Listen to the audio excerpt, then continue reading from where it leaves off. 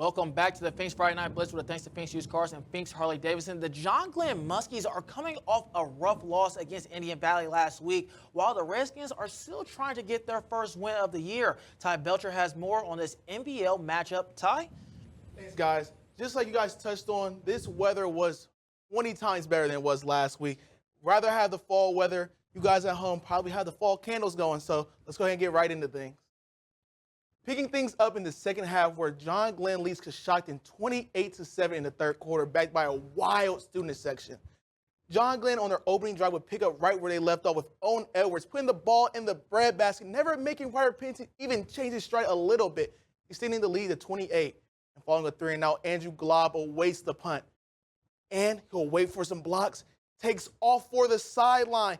Oop, too slow.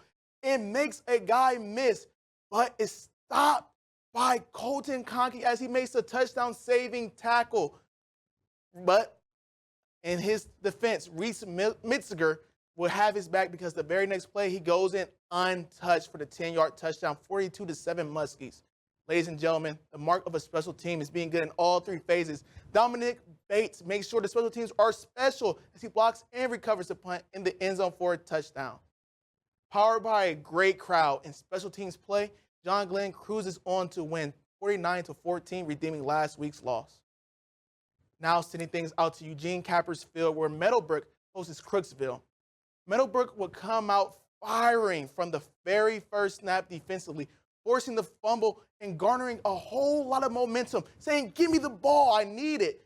The following drive, the Colts would put that momentum to good use with Justice Huey slinging it to Nick Norman on the streak for the easy touchdown to take the early 7-0 lead.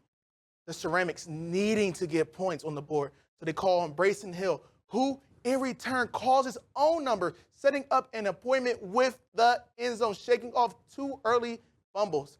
The PAT would get blocked, so Meadowbrook still trails 6-7.